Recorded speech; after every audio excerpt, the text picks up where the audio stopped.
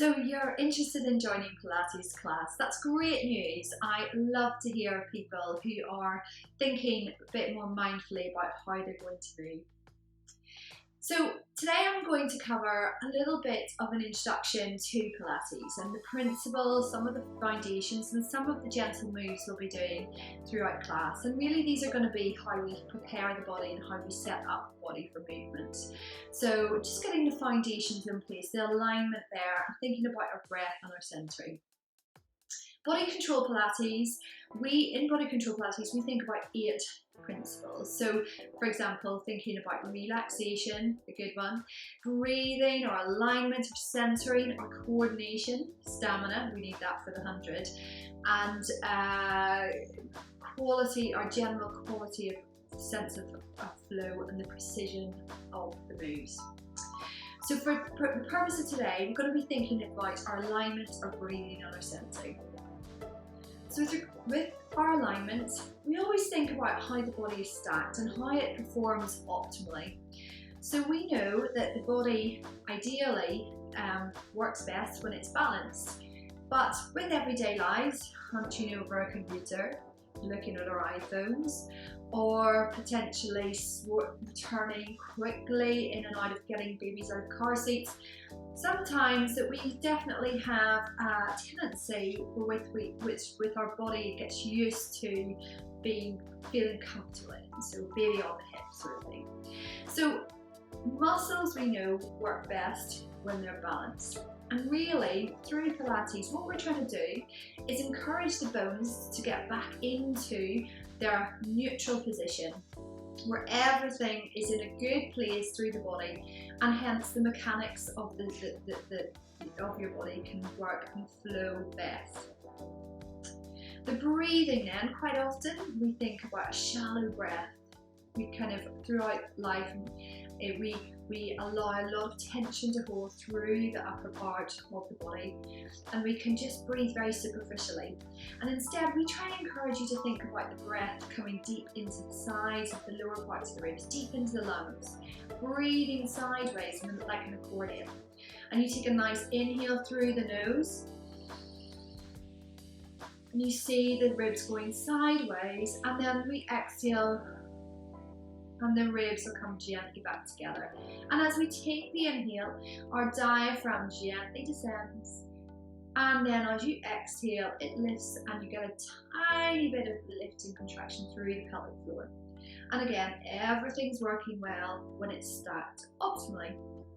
Equally, when there's space for the body and it's in a good position, the spine's in a good position, our organs are going to work really well as well. So maybe you might find that there are some unexpected knock-on advantages to having Pilates in your life. We hope. So let's just think about how you set yourself up and get yourself onto the mat initially. So lots of the exercises that we do are in semi-supine. So I'll just show you. We'll come into that lying down position, but we really think about protecting through our centre. And our centre is it's the kind of the midline through the body, but it's not just the superficial six-pack muscles that we sometimes, like some lucky people, we can see it, but it's the obliques working and really deep into the abdominals. It's our transverse abdominis. That also helps to provide protection to the lower back. So it's that whole corset feeling of centering, but we try not to brace it. We try just to let it react and be there when we call on it. So let's think about getting ourselves into a good position. So I'm going to just gently bring myself nice and safely onto the mat. I'm going to roll my arm out and then roll myself, allowing the head to roll and the pelvis and the feet. I'll have my arms so that they're lengthened away. And generally when you come to class, I just like you to take a moment just to settle yourself onto the mat. Allow the spine to lengthen. And really what we're interested in, particularly in Pilates, is very often the pelvis being in a neutral position and the spine being in a neutral position. And then the levers work from there. So the levers being your arms and legs. The hands are going to lengthen by your side. So the feet are hip distance apart. And by hip, I mean the bony bits, these bony bits here, which you can feel. Because often some people put their feet very, very wide, but we just want them to have a sense where they're in line, tracking down through the knee as such. So when everything is stacked nicely, everything should feel fairly comfortable. So we're thinking about the feet hip distance apart, the knees, and then we come up, track up the body to the pelvis. So the pelvis, a pelvic neutral, you're going to hear this a lot through class. We're thinking about our pubic bone and these two bony bits on the sides of the hips. They're called the anterior superior iliac spine and ASIS, but we talk about it as the hip bones. And really, we want to have a sense where this pubic bone and the hip bones are in line with one another. So you may find, depending on the shape of your pelvis, that you may have a really arched lower back here, as I often do, and so the pubic bone is kind of lower than your hip bones, or you may find that you naturally go into a tilt and the pubic bone is higher.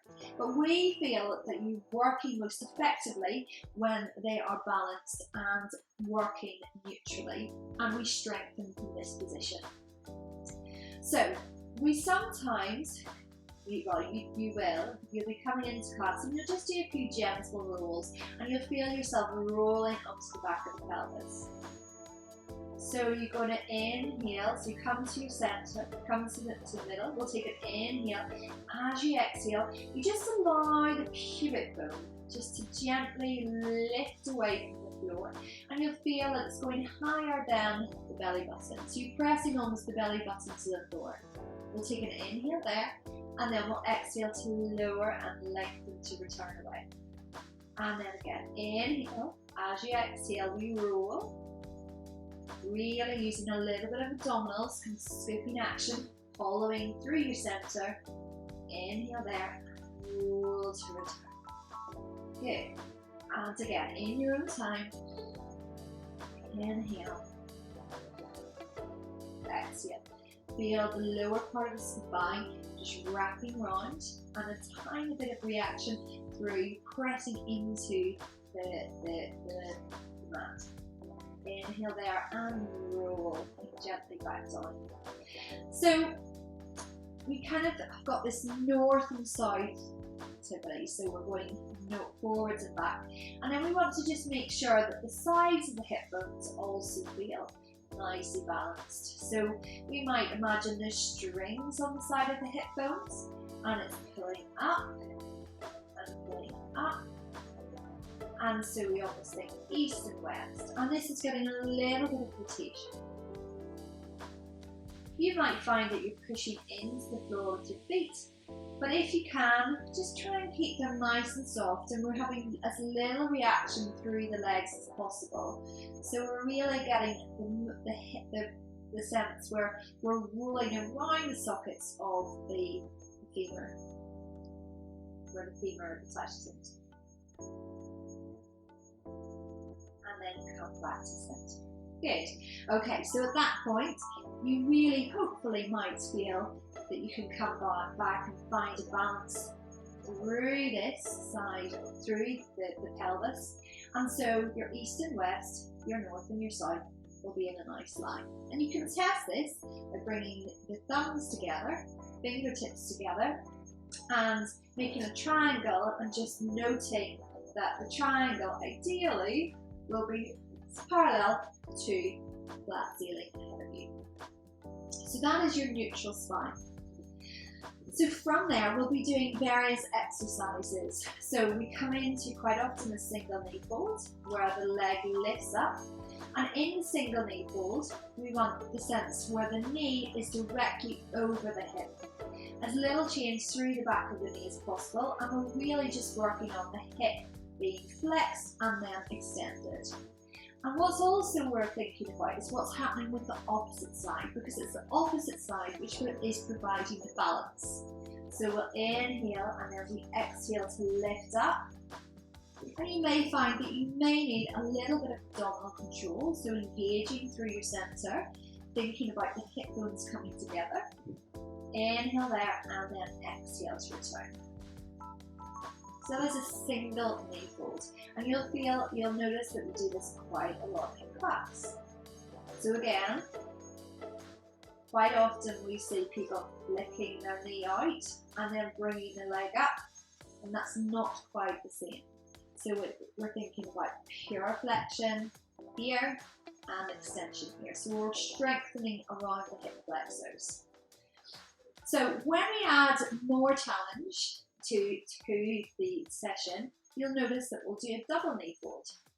Now we'll just see how it goes, because this is an exercise which is surprisingly loaded. It puts a lot of intra-abdominal pressure, and we must be able to control that. So it'll be just something which can be done and be monitored carefully by me. So we'll be taking an inhale, and then exhale, we'll float one leg up. You can use your center and then float the other leg up. And you may notice here as you do this, particularly if you're if you're kind of prone to stress, you may allow the shoulders to rise here. But our job is to really keep them nice and soft and grounded. We really want the control and the stabilization to be coming from your center as opposed to from the arms. So sometimes you'll hear me saying about floating the arms up by your side. And then we'll draw the leg back down, one at a time. Good. Another exercise we do is a spine curl. So that's when we're getting a sense where we're rolling through the spine. And this is a simple move where we gently roll the spine up, really open up at the hips, and we're allowing each vertebra to sequentially roll, and we're coming to the tips of our shoulder blades. Our arms are lengthened in front of us. We'll inhale there, and then we'll exhale to soften, return, and gently roll the spine back. And you'll notice that each and every repetition will feel a little bit more fluid, hopefully. And that really, generally, what we're trying to do with all exercises that we do is trying to find a little bit more control, a little bit more flow, and improve on each and every repetition. Okay. Another exercise we do is a knee drop. So that's when we are allowing the leg just to roll out to the side. And again, what we're thinking about here is that whilst we're rolling the hip and the hip socket, externally rotating, we're stabilizing with our opposite hip. So we're thinking about rib to opposite hip connection, and then roll back. So we inhale, and then we exhale.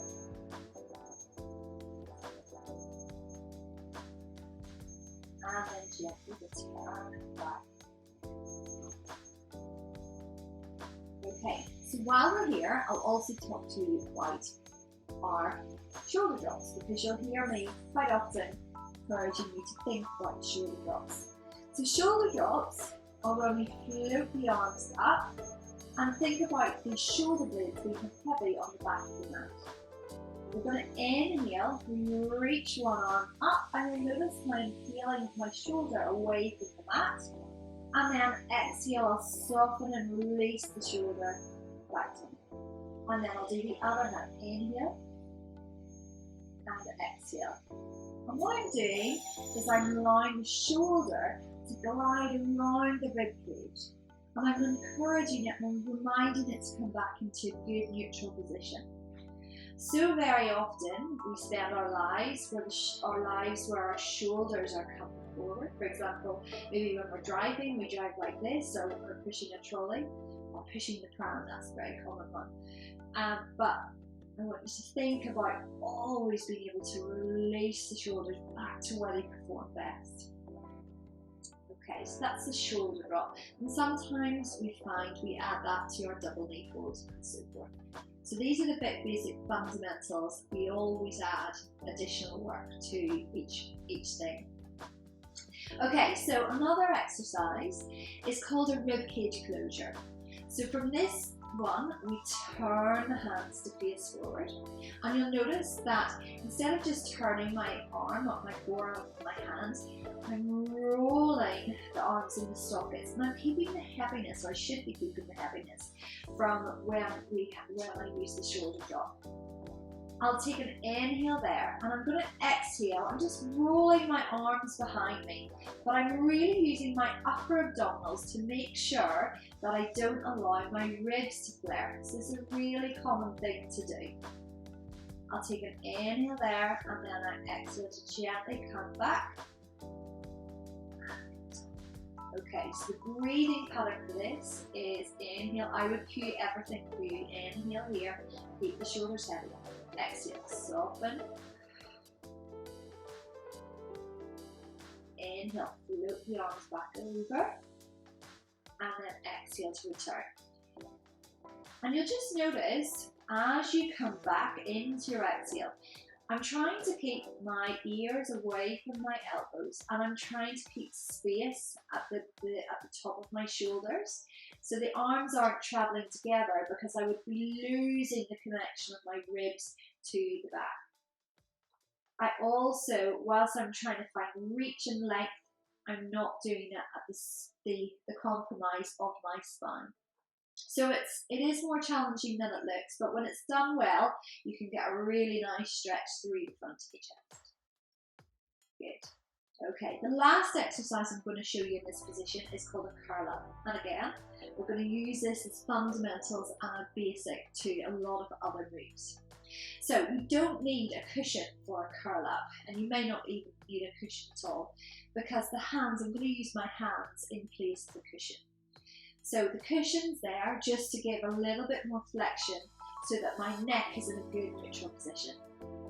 So I'm going to float my hands up and then draw them behind my head. I'm just going to show you with one hand just for your ease of viewing. From here, both hands are going to be behind the head, and the elbows are going to stay in a good position where I can just about see them on the corner of my eye. At this point again, there's a tendency to want to allow the ribs to come up. I'm really going to focus on sending them down and trying to discourage them from doing that.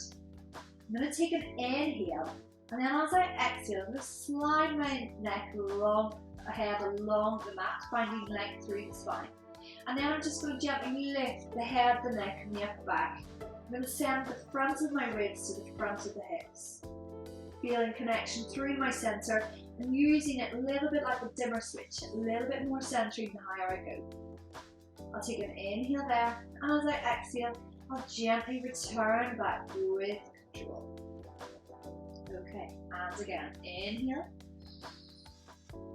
exhale, slide the head, tiny nod of the chin, and then from there, head heavy in hands, just rolling up through my centre, thinking mobility through the thoracic spine. Inhale there, and then exhale, gently come back down. Okay.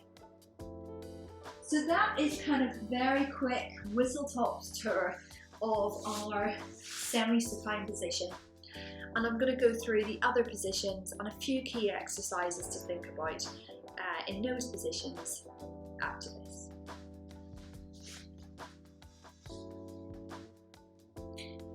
So 4-point kneeling, it's a really great exercise to challenge our shoulder stability, to think about our rib to hip connection, really challenge our centre working against gravity. So we often use this, we incorporate this throughout all our classes. So really important, as with all exercises, that we get the alignment really working well at the start of the move. So bring your hands so they're directly underneath your shoulders. Find length through the back of the head. So just imagine almost there's a hole going between the ears, and you've got that lovely long line. Bring your knees so they're directly underneath your hips, and it's as if you've got a little puddle of water in your lower back, that tiny curve, just to keep nicely balanced for the moment while we are in our alignment. So you may feel that you need to lift the crown of the head back up so you get that good starting neutral neck position. Now we're going to come into cat, which is a really well-known exercise where we get full flexion of the spine. But I want you to really think about the area which is often missed by so many.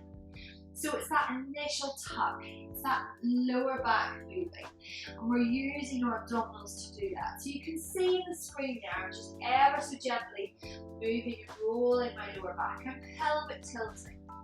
So we'll take an inhale, and then as we exhale, I'm thinking about sending my sit bones down towards the back of my knees. So really scooping through the abdominals, allowing the movement to trickle up the spine, and then gently coming into my back and allowing my head to lengthen forward. I'll inhale there and allow the breath to expand into the sides of the ribs, to really stretch the spine. And then I'll exhale, send the hips and the head away from one another, coming back just to my neutral position. And then again, inhale. As I exhale, rolling the pelvis over the thigh bones, really trickling the movement, feeling that lovely long line. Think of sequential movement, try to avoid any hinging of the hips. Inhale, and then exhale to return. One more here. Really sand, really finding that lovely length through the front and stretch through the back.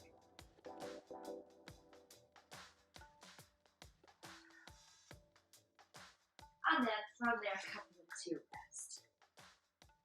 Really reaching the hands away, and if you feel the head is, you may need to have a cushion underneath your head if you find it.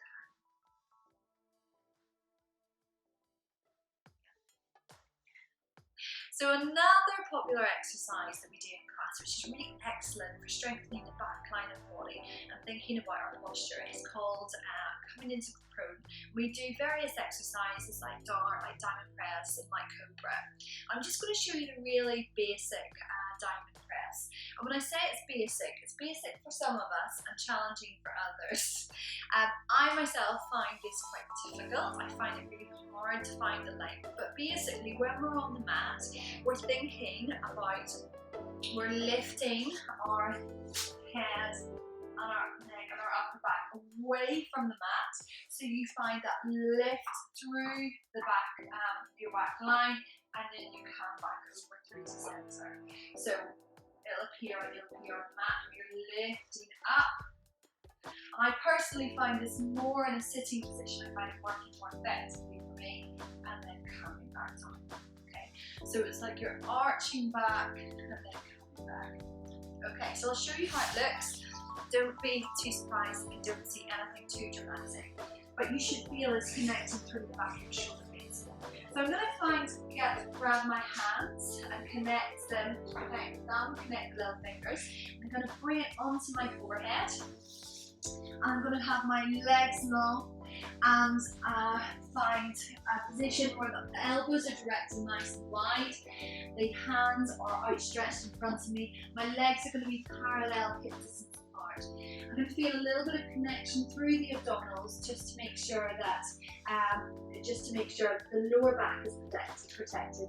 And this is something I really want you to be mindful of, to avoid coming up too far, that you put the movement straight into the lower back, but really it's that trickling movement. So we're going to take an inhale there, and as you exhale, I want you to almost think about, again, that tilt of the chin forward, and just lifting your head, your neck and your upper back sequentially, and the movement's going to trickle down the spine towards kind of the normal bra strap area.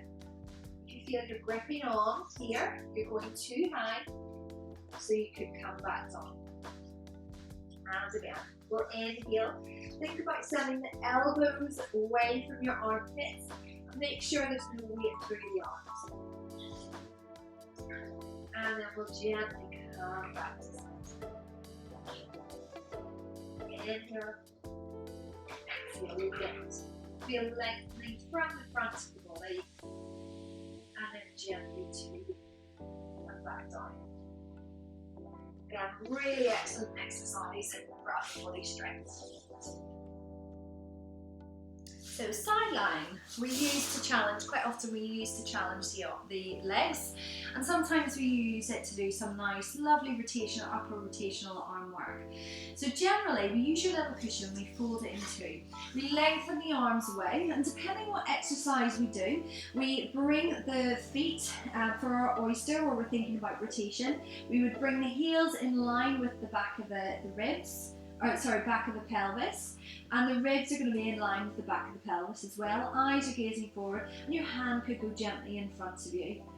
And for the oyster, where we're thinking about stabilising through the spine, we're simply rotating at the hip so that the knee travels up. But just as a little note on this one, just to think about the lower part of the abdominals, because it's really easy to lose our neutral spine. So I want you to really feel that you've got that little gap underneath your waist here, and that your top sit bone is lengthened away. And for our oyster, for example, we would simply be rolling the feet one on top of the other, opening up the shell, and then gently coming back down. And I really want you to feel the work going here into the side of the hip and the glutes working together. And you'll notice that you're mobilizing at the hip, externally rotating, whilst you're stabilizing through your center and with your spine. So you will need a little bit of centering here to help and support. And then gently come back down. For our other exercises we would need our legs, our knees directly in front of the hip. It's maybe a strange angle with the computer. And our shins at the front of the mat. So I very often would use a reference point of the mat to help guide me in terms of my alignment. Often when we're doing leg work, so for example lift and lower, you're going to need your hip, so it's hip height and in line with the spine. So this will impact where you place your leg. It's going to impact how you feel the move. And then we bend the leg at the end, and very often give your bottom a squeeze.